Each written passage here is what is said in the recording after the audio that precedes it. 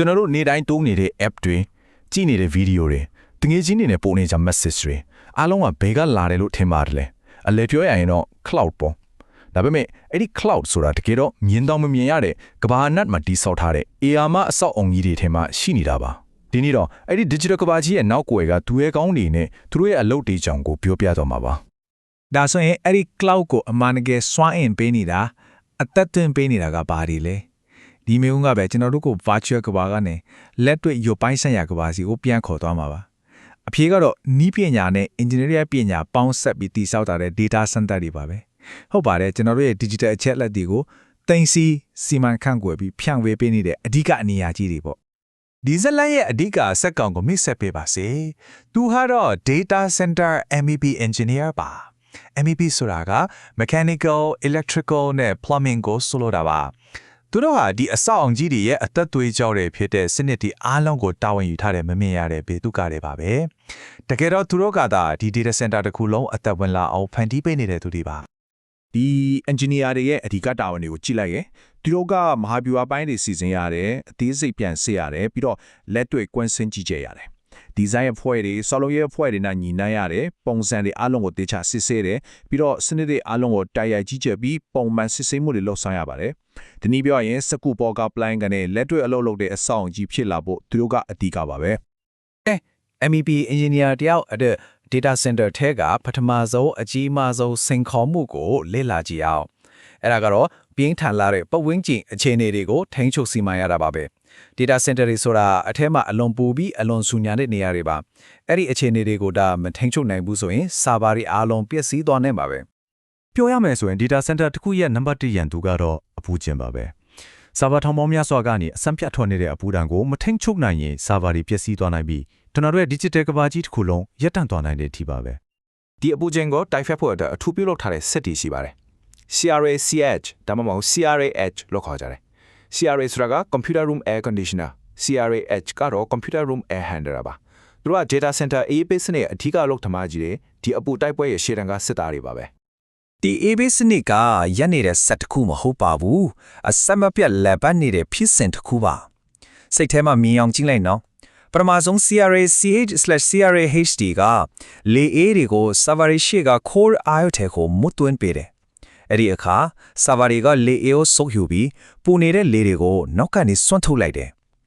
အဲ့ဒီလေပူတွေကို CRA-CH/CRA-HD ကပြန်စုပ်ယူပြီးချစ်လာတဲ့ cooling tower တွေစီပို့ပေးပါတယ်အဲ့ဒီမှာအပူကိုဖယ်ရှားပြီးအေးသွားတဲ့လေကိုစနစ်ထဲပြန်ထည့်ပေးလိုက်တာပါပဲဒီလိုနဲ့တန်တရားလဲနေတာပါဒါအပြင်တခြားရေးကြီးတဲ့ကာကွယ်ရေးစနစ်တွေလည်းရှိပါသေးတယ်ဥပမာမီးဖေးကာကွယ်ရေးအတွက် pipe တွေ pipeline တွေ sprinkler တွေကနောက်ဆုံးခန့်တဲ့အနေနဲ့တာဝန်ယူထားတယ်ပြီးတော့ building management system ဆိုတာရှိတယ်ဒါကတော့ဒီအဆောက်အုံတစ်ခုလုံးရဲ့အာရုံကြောစနစ်ကြီးပါပဲအရာအားလုံးကိုမျက်စိတဆုံစောင့်ကြည့်ပေးနေတာပေါ့ကဲအပူချိန်ကိုထိန်းချုပ်ပြီးပြီဆိုတော့နောက်ထပ်အရေးအကြီးဆုံးစိန်ခေါ်မှုတစ်ခုစီကိုဆက်သွားကြည့်အောင်အဲ့ဒါကတော့လက်စစ်စွမ်းအင်လုံးဝမပြတ်တော့အောင်အာမခံပေးရတာပါပဲ data center တွေဟာတစ်စက္ကန့်လဲတောင်မီးပြတ်လို့မရပါဘူးမီးပြတ်သွားရင်အကုန်လုံးရပ်တန့်တော့နိုင်ပါတယ်ဒီကိန်းဂဏန်းကိုတစ်ချက်ကြည့်လိုက်ပါ99.999ရာခိုင်နှုန်းနိပညာလောကမှာတော့5 nines လို့ခေါ်ကြတယ်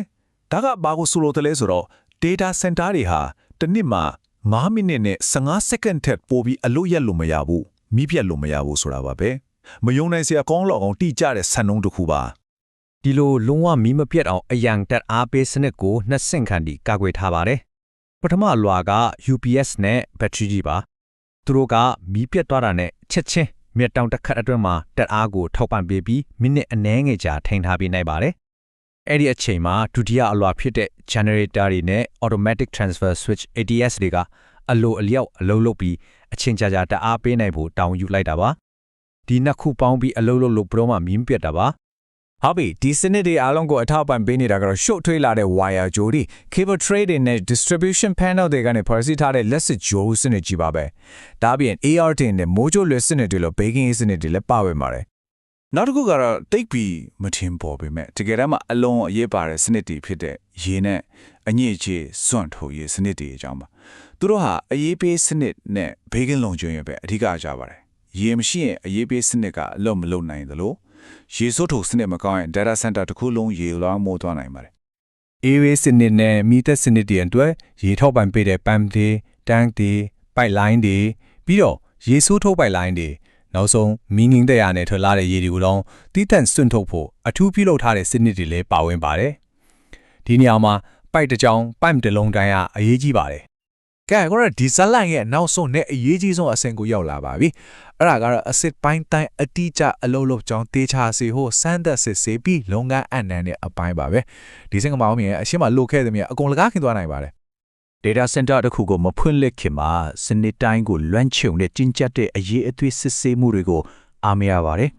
အရေးပေးစနစ်ကနေ pipeline တွေမိဘေးအချက်ပေးစနစ်နဲ့လက်စစ်စနစ်တွေထိအားလုံးကိုအသေးစိတ်စစ်ဆေးရပါတယ်တခုမှကြံလို့မရပါဘူး